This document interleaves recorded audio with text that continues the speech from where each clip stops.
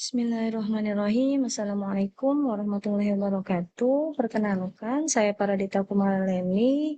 Saya akan presentasi makalah saya yang berjudul Kebijakan Pendidikan Dasar Nasional di Indonesia dalam perspektif kebijakan publik dan kepemimpinan pendidikan. Di sini saya dengan mata kuliah analisis kebijakan yang diampuh oleh dosen pengampu Ibu Profesor Dr. Nur Hijrah Gistituati dan Ibu Dr. Anissa MPD. Yang pertama, pada bagian abstrak ini memang menjelaskan secara singkat namun padat bagaimana kita menggunakan pendekatan studi literatur dan analisis kebijakan ini karena memang temuan-temuan ini adalah dasar dari mengkaji ke analisis kebijakan ini. Yang pertama itu bagaimana menunjukkan adanya fragmentasi regulasi dan kesenjangan implementasi kebijakan antar daerah. Yang kedua, bagaimana temuan itu lemahnya kapasitas kepemimpinan instruksional. Kemudian temuan ketiga itu bagaimana menunjukkan bahwa program transformasi pendidikan seperti Merdeka Belajar memang membawa perubahan paradigma, tetapi belum sepenuhnya menyelesaikan masalah. Selanjutnya di sini bisa dilihat sistematika dari PowerPoint yang dibuat melalui hasil dari makalah saya. Yang selanjutnya pada bagian pendahuluan, pendidikan dasar itu memang merupakan fondasi utama bagaimana membangun bangsa dengan pendidikan dasar. Pendidikan dasar ini menentukan bagaimana kemampuan literasi, numerasi, karakter, dan kapasitas berpikir generasi muda. Maka dari itu, pendidikan dasar ini tidak boleh dipahami hanya sebagai proses pedagogi saja, tetapi memang pendidikan dasar ini merupakan arena bagaimana kebijakan publik yang sepenuhnya dengan kepentingan politik, sosial, ekonomi, dan ideologi negara. Jadi di sini ada beberapa rumusan masalah, bisa dilihat. Selanjutnya, pendidikan dasar ini sebagai ranah kebijakan publik strategis. Yang pertama itu membangun manusia, bagaimana pembangunan manusia, sehingga pendidikan dasar berkaitan langsung dengan bagaimana pembangunan manusia. Rendahnya posisi Indonesia dalam indeks pembangunan manusia menunjukkan bahwa sebenarnya kualitas pendidikan dasar itu masih perlu sangat-sangat ditingkatkan. Yang kedua itu kohesi sosial. Kohesi sosial artinya memang pendidikan dasar menjadi alat pembentukan kohesi sosial dan bagaimana identitas nasional. Sehingga sekolah dasar itu bukan hanya tempat untuk mentransfer ilmu, tetapi bagaimana sekolah dasar itu menjadi tempat interaksi nilai Pancasila dan kebangsaan. Yang ketiga itu ekonomi dan daya saing. Pendidikan dasar memang sangat berhubungan dengan pertumbuhan ekonomi dan daya saing nasional.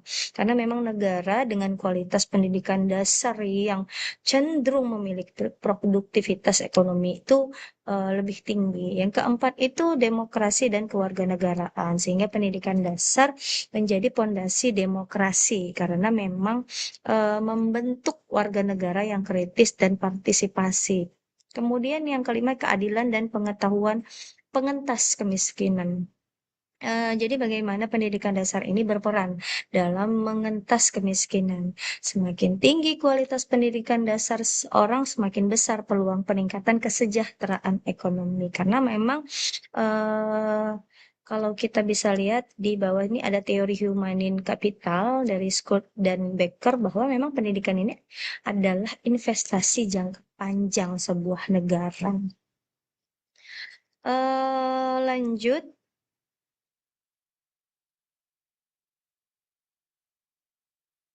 arsitektur regulasi kebijakan pendidikan. Di sini masuk kita dalam kebijakan. Jadi ada yang tertinggi konstitusi, jadi dimulai dari Undang-Undang Dasar 1945, pasal 31 yang menjamin bagaimana hak pendidikan dan alokasi minimal 20% APBN dan APBD itu khusus untuk pendidikan, yang kemudian dijabarkan pada Undang-Undang Sisdiknas nomor 20 tahun 2003 yang menjadi payung utama sistem pendidikan nasional.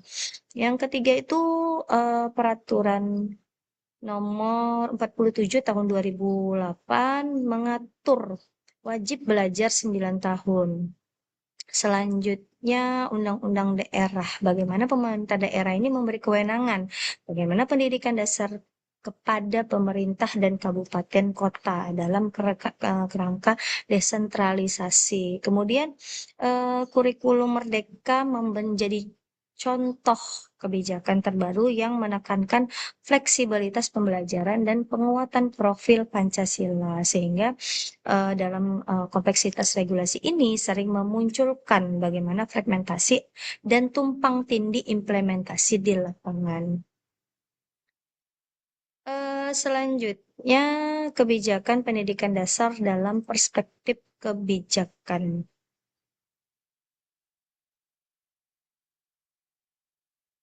Jadi pada slide ini mungkin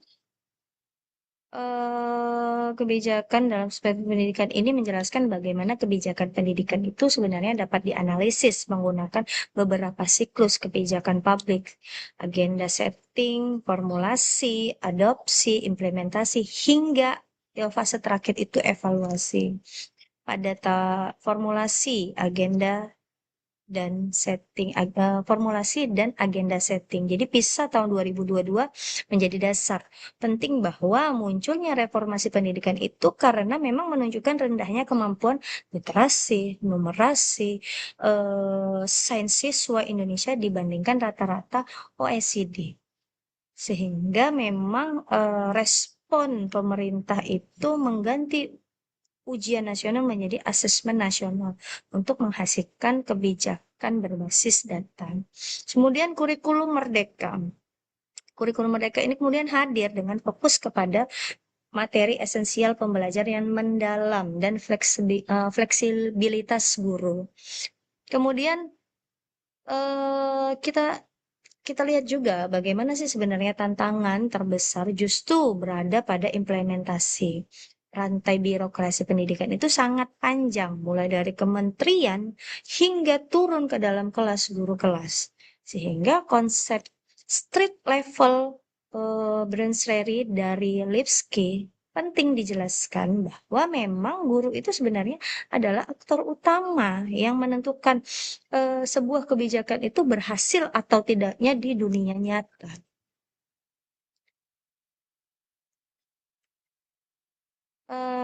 Lanjut, kebijakan perspektif kepemimpinan pendidikan.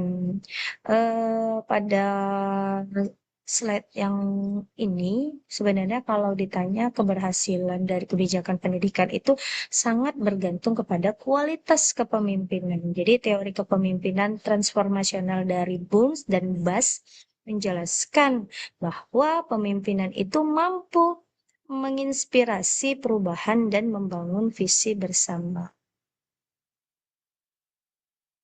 eh Selanjutnya,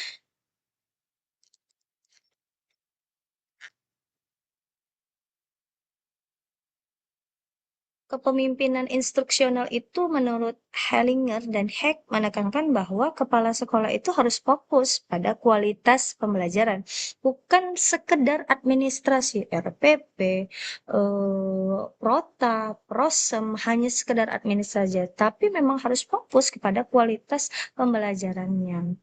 Sehingga ini yang akhirnya menjadi sebuah problematik.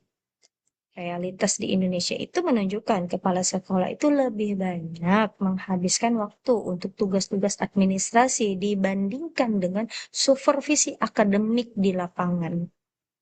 Sehingga konsep distributed leadership ini menjelaskan bahwa kepemimpinan sekolah itu seharusnya tidak hanya bertumpu pada kepala sekolah, tetapi memang melibatkan guru, wakil kepala sekolah, dan bagaimana komunitas belajar profesional. Oke, selanjutnya bagaimana di sini kita melihat isu-isu kunci dari kebijakan pendidikan dasar. Yang pertama dari krisis mutu. Walaupun akses pendidikan itu hampir universal, namun memang kualitas pembelajaran masih rendah. Inilah yang akhirnya disebut schooling without learning, yaitu bagaimana anak hadir di sekolah tapi tidak memperoleh kompetensi apapun gitu, atau tidak memperoleh kompetensi dengan maksimal. Yang kedua itu kesenjangan mutu. Ketimpangan pendidikan terjadi antar wilayah, terutama di antara perkotaan dan daerah 3T.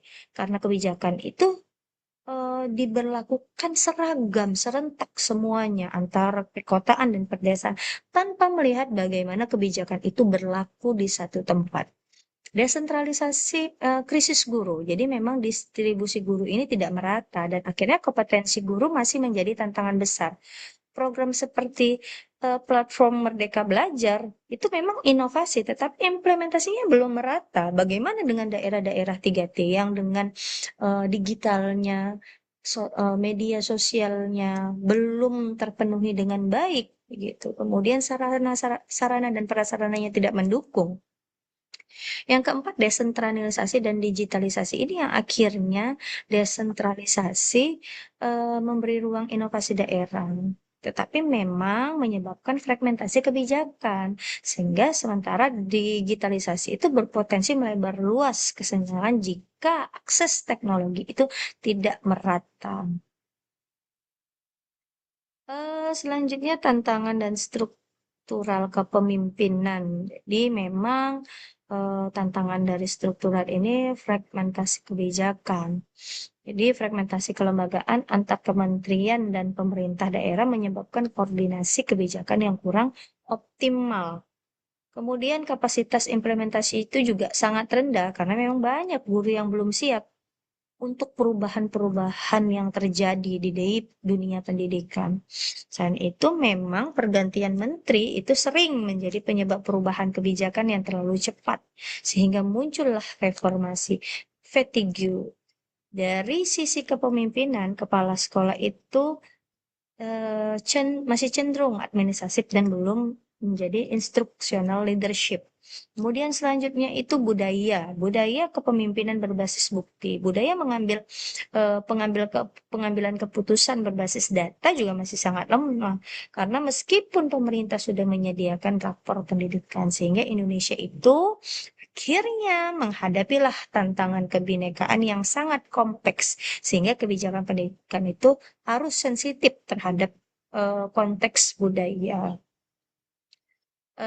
Dari seluruh temuan ini, maka disimpulkanlah bahwa yang pertama, pendidikan dasar memiliki potensi strategis dalam pembangunan nasional karena berkaitan dengan HAM, ekonomi, sosial, dan demokratis. Kemudian, Indonesia masih menghadapi tantangan yang struktural serius seperti fragmentasi kelembagaan, kesenjangan mutu, dan lemahnya kapasitas implementasi. Yang ketiga, bagaimana kepemimpinan pendidikan adalah faktor kunci keberhasilan reformasi pendidikan.